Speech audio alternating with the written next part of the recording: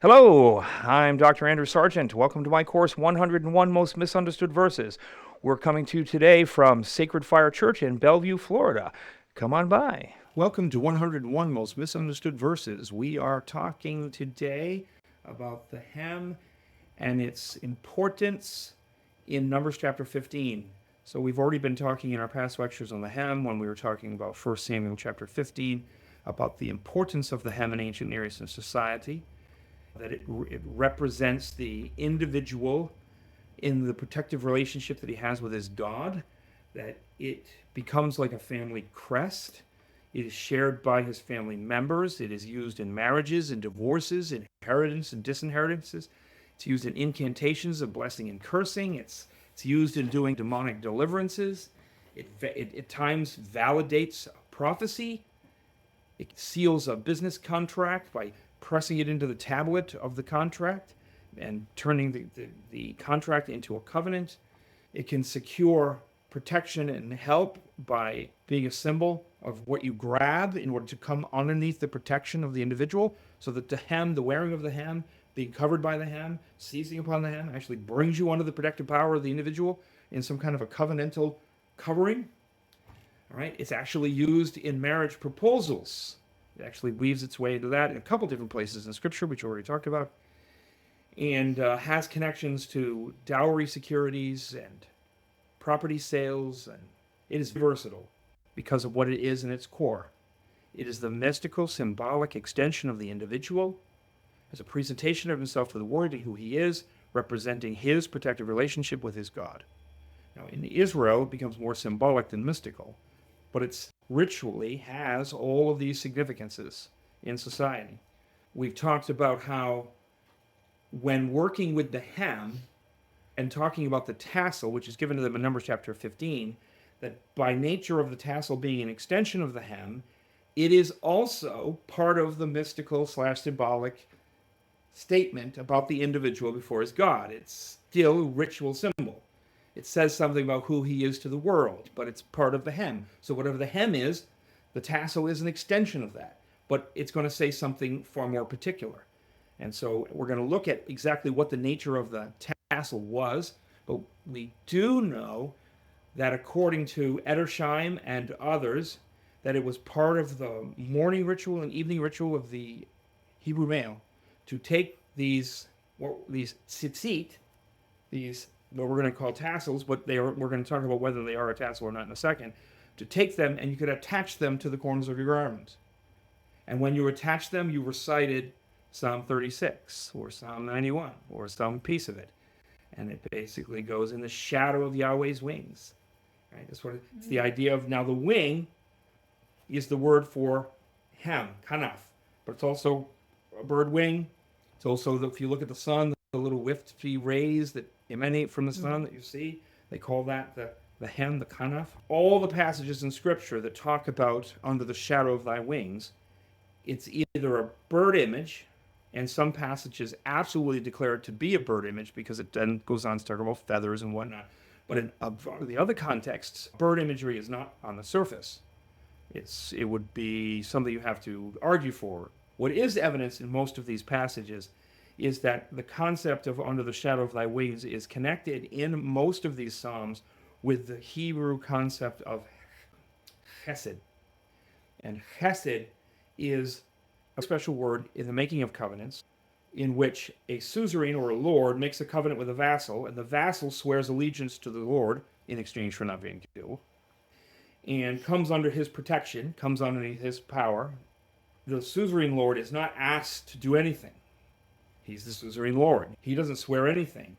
He doesn't make a counter promise or take a counter oath.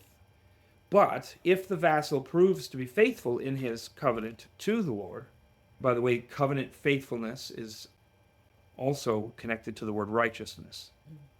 We always think that you are called righteous because everything you do is right. No, you're righteous when you live in a proper fulfillment of your covenant obligations at every level. But this hesed is what the suzerain lord does for the vassal who proves faithful. So you have two words in the Old Testament for grace. There are others, but let's start with the two main ones. You have the word hain, which means unmerited favor. Most people in the New Testament, when you say grace means unmerited favor, well, Hain means unmerited favor. Hesed, however, is covenant loyalty from your Lord for your righteous service. And that's not unmerited favor. It's not that you earn your salvation. It's that you are receiving blessing as a natural consequence directly from your Lord because of your faithful service to him. So you haven't specifically like earned it, like getting a paycheck, but you definitely have walked in what you needed to walk in order to receive the blessings of that covenant. All right, so we go on and we've got a number of Psalms that use this phrase, steadfast love, chesed. I don't like steadfast love. I don't like loving kindness. I prefer covenant loyalty. But there we go. So in Psalm 17:8, incline your ear to me, hear my words, wondrously show your chesed, O Savior of those who seek refuge from their adversaries at your right hand.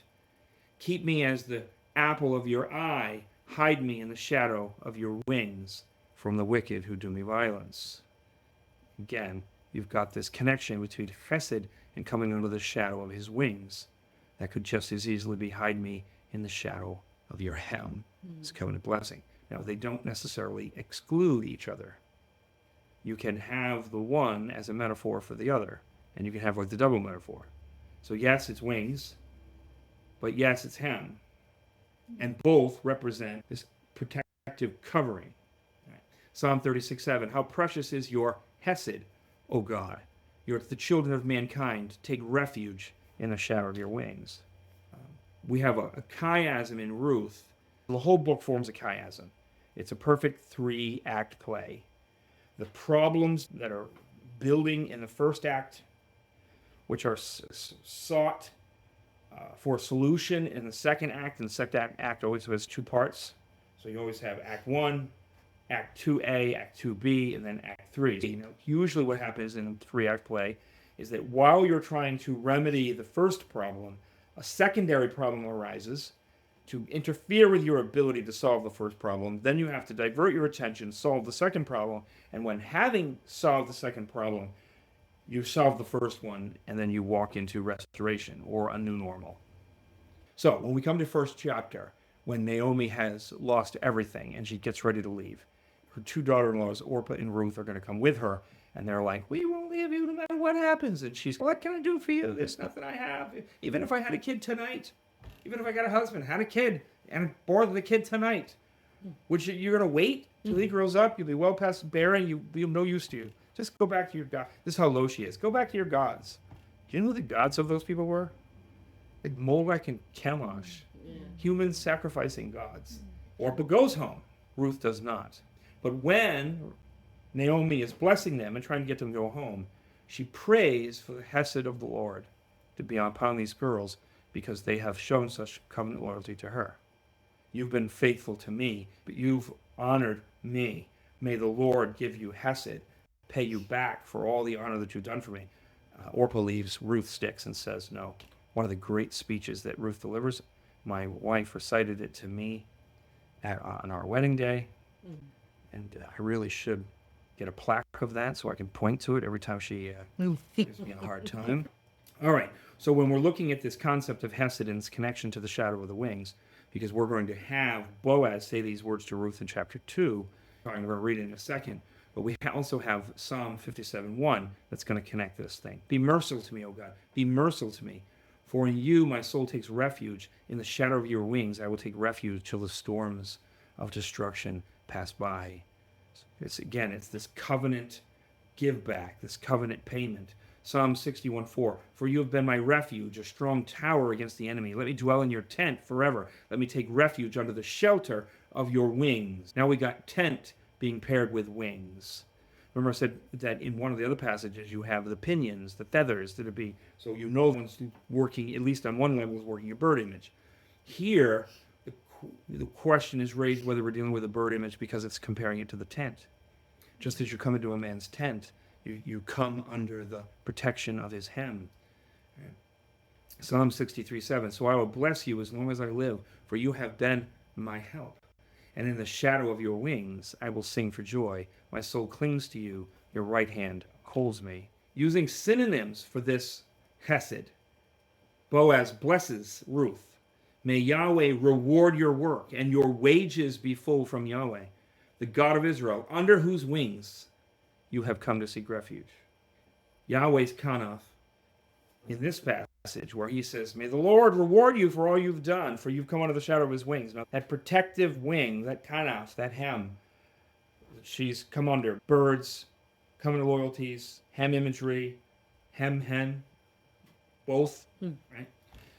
Becomes his hem in chapter 3. Because after chapter 2, when they've kind of begun to lay the security for their future in the food that she's been gathering from Boaz's fields, but it's not finished yet. That's not the whole thing that's needed. What's needed is for Ruth to bear a child who will inherit her dead husband's and likely his brother's property and be raised on that property in his name, that he is literally becomes the adopted son of the dead, to inherit his property, to work the field, take control of it, or to become a wealthy young man. But that part's not met. So now in 3, Naomi's like, all right, sister, I'm going to need you to really fix things here. It's the night of the threshing. They've gone up to the threshing floor. They've taken all their wheat, all the stuff, and they're going to bring it up to the threshing floor, and they're going to bounce it and bang it and knock it around and throw it in the air, and the little wispy chaff, the no good part's going to peel off the kernel. Kernels are heavy, so the wind blows, the chaff fly away as you whip them around and beat them and throw them in the air. And so that what you end up with is a big giant pile of kernels. And then you're going to take those kernels, you're going to put them in sacks, and then you're going to bring them down to the grinding wheel where the ox turns the grinding wheel and grinds them into powder. Then you're going to have big bags of powder, of flour. But this is the perfect time to steal it. All the work's been done. So they're going to sleep with it on the threshing floor. Threshing floor is usually high. It's got to be in a place that catches a lot of wind. But you don't leave your stuff there, because someone will come by and steal it. He's going to be up there asleep, watching over his grain. And Naomi says, he's going to be up the threshing floor. Go on up there and uncover his feet. Okay. Now, we don't know whether Ruth, being a Moabite, missed the euphemism, or what I believe is that the writer is just pulling a fast one on us, because to uncover their feet is a euphemism for sex. So for her to say to her, go on up to the threshing floor and uncover his feet, the reader's like, what? What? You gotta be kidding me. But whatever Naomi meant by it, Ruth goes up and literally uncovers his feet. His feet get cold. He wakes up. He realizes, because it's really dark, that somebody's down there at the foot of his bed at his feet. Who's there? And she's going to say, it's me. It's Ruth. And she's going to propose marriage. She's going to say, spread your hem over me. So Yahweh's hem is going to become his hem. Now, when in chapter 2, Ruth goes home with all the food that Boaz has given to her, and Naomi sees how much she's gotten. Remember, she went out wandering just to find a field, and she's going to say, man, may he who be blessed of the Lord, whose hesed has not forsaken the living or the dead. And she's going to cry out, the man is a close relative of ours. He's one of our redeemers. She's like, what are the chances? This is the hand of God. This is the hesed of the Lord. This is his covenant reward for covenant loyalty that I've shown to him. This is God acting. It's not Hain. Oh, my goodness. All right. So you see how that works. You've got this flow of this word hesed and the tension with Hain and unmerited favor versus covenant loyalty working through the story. And you bring into this the garment hem as an expression and a symbol. She's going to take the hem and say, spread your hem over me, for you're the Redeemer. And he's going to be like, well, bless you, child. Well, honey child, I just blessed. So having seen and looked and delved into the hem, we have to look at this thing called the tzitzit that we're referencing as the tassel. It's going to be part of that. So the symbolic nature of the garment, and specifically the hem of the garment, fashions the essential meaning of the tzitzit from Numbers chapter 15. So the tzitzit, like the hem, because the tzitzit is part of the hem, it's put onto the hem, it's an adornment of the hem, therefore it says something about the wearer in the relationship that he has with his God. Now, what does it say about him? That's going to be the big question we want to answer today. Now, if you wanted to just try and work with linguistics, sometimes you find an ambiguity in something, like it could be this, could be that. There's more to the conversation than just linguistics. But from a linguistic perspective, tzitzit could be a few different things. It's hard to determine textually. It's hard to determine linguistically, just with the word. It means a flowering, like a flower or a flowering, a bloom. But the question is going to be, when you say, take this bloom with a cord of teklet and put it on the four corners of your garment, whether it's running the four corners of the garment, like a fringe, like you take the threads of a garment and you let the threads hang out, and then you knot them and tie them and turn them into little tzitzit. Right? Or are there four tzitzit, not runners, but four sprouts, one on each corner of the garment? And so we have to answer the question of which it is. Linguistically, you're not going to solve the question. You're just going to have to solve it traditionally. We're going to have some really great sources to help us answer that question. And we're going to side with four tassels, one on each corner of the garment, for specific reasons. Because what makes it hard to answer is that clothing doesn't last that long. No. There's rarely that you're going to find a garment or a piece of clothing left over from that time period. And the Jews don't do artwork. So you don't have a lot of paintings or carvings. Do they have any, or maybe they found them, maybe they haven't, were they pressed into the clay? Oh, we have hems that are pressed into the clay. And there are some where you have a hem pressed into the clay, and then they have these weird holes or these weird marks. And some people think that they pressed the hem in and then made a hole with their tassel. Okay. So speculation that the extra holes on some of these are made from a tassel. But, so the hems were all different? Well, the hems would probably be like a family crest. Okay. A little bit different. You would tend to wear the same one as your God if you were a pagan. If not, then we have Jesus' complaint about the boasts of the Pharisees and whatnot, that they like to wear big, huge hems. Oh, super ornate. Yeah. Look at me, look how important I am. The reason you would use it in a clay marker is because it marks you out. It's like our cows, and we put brands on them. The hem would be like this kind of thing. And I love the Far Side comic where the guy's sitting there and is putting his iron, taking it out of the fire, and it's blazing red. And it says, this cow belongs to Bob. Right? These big, huge letters. And the cow's looking at him like, what? Oh my goodness, what are you going to do? But supposedly, again, what don't we have? Physical examples. What do we have? Not a lot. But we do have two things. And so we want to work with those. We're talking about how to answer the question. So the first thing I want to talk about is this tassel. A tassel, as we would call it, is tzitzit. Is it a tassel or is it a running fringe? So linguistically, it's ambiguous, but in practice, it is not. We have the guy with the running fringe, but he would also have tassels. So you can see the man in the middle. He said those strings hanging out of his pants. Those are his tassels. They now wear them on a prayer cloth because, remember, they don't have outer garments anymore. Clothing has changed, so they still wear their tassels. They put it on the prayer cloth. They wrap it around their waist, and they leave the tassels hanging out because you're supposed to see them. Oh, yeah. It's a marker. It's a symbol. Like a woman who wears a wedding ring. Make sure that it's seen. The guy on the far end, isn't that just a prayer shawl? Yeah. But what I'm saying, that's what it is. You can have a runner.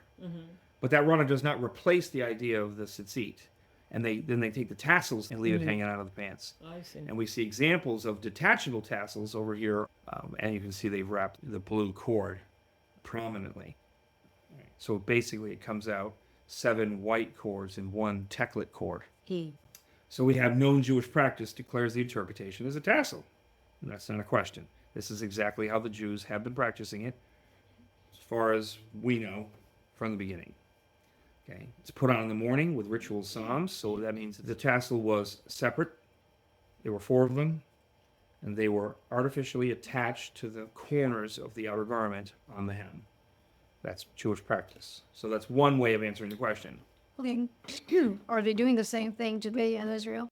Do they dress the same now as they used to? So they don't wear outer garments, but still the tassel is in memoriam, so they still will use the tassel, and so they put it on a prayer cloth. Was that all Jews or just Hasidic Jews? I can't speak to every Jew that I've ever met, but most of the most of the Jews that I've met have that, had the strings when I was in Israel, most of them. Well, I that can't makes speak to everyone. sense. A lot of Jews don't practice Jewish practices, so they're, don't care. Or they're reformed, they're more modern, and they're less worried about that kind of stuff. And maybe they only wear it on special occasions, I don't know.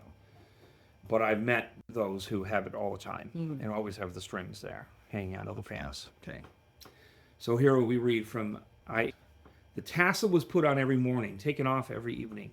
Rabbinic Jews associated the biblical phrase, under the shadow of thy wings, as a garment hem image.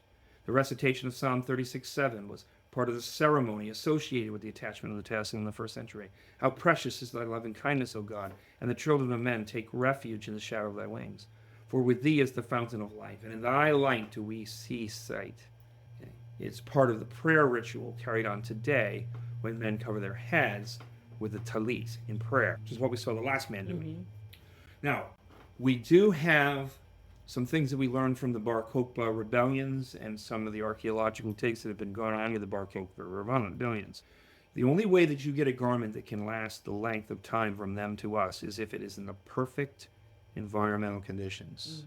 Not necessarily tons of oxygen, no water, dry climate, maybe kept out of the light, And so a dry desert cave or sealed in a jar in a dry desert environment might do it. So we know from the Bar Kokhba, where we found a little bitty tassel making area where they were actually getting prepared. And they hadn't built any of the tassels yet, but they were in various stages of being built, that the tzitzit was constructed of 7 white threads and 1 of tekla thread, which demands some consideration.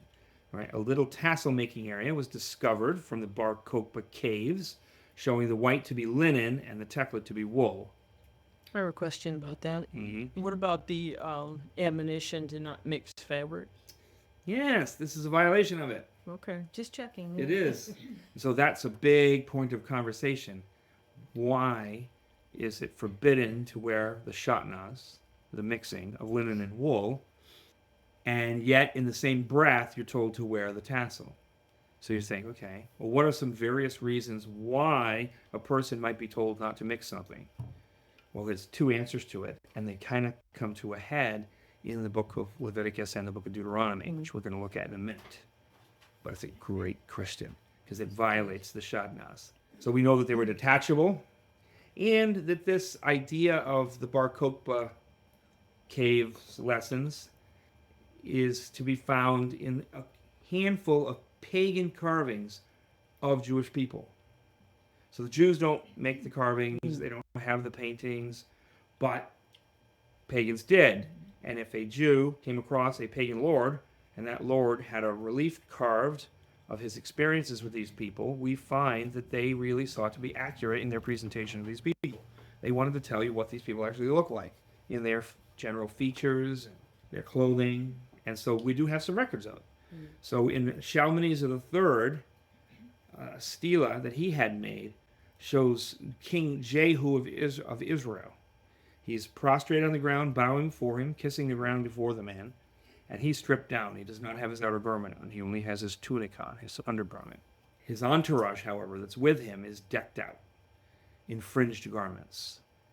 And these fringed garments have tassels, 4 of them to be exact.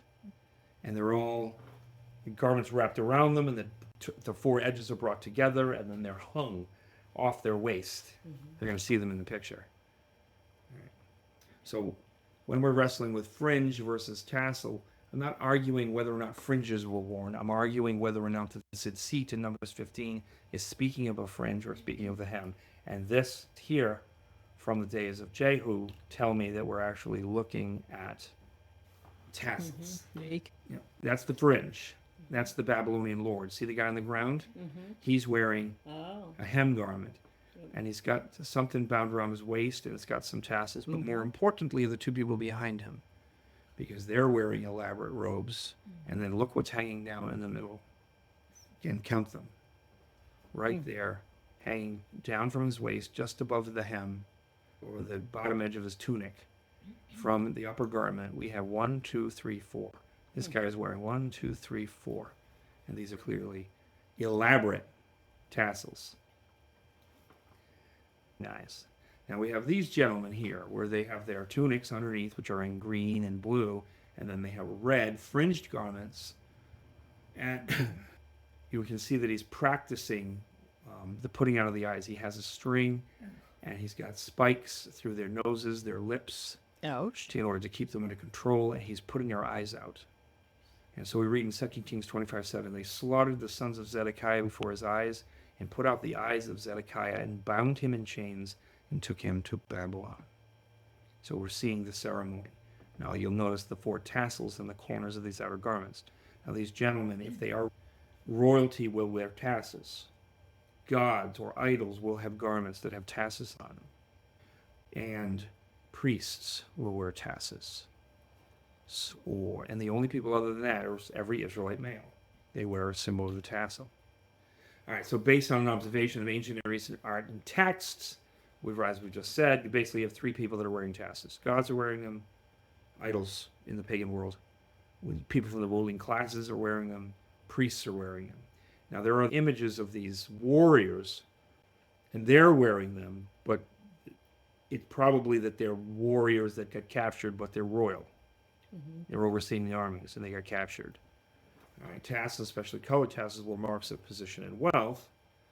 So, okay, you're like, all right, what are we saying about this?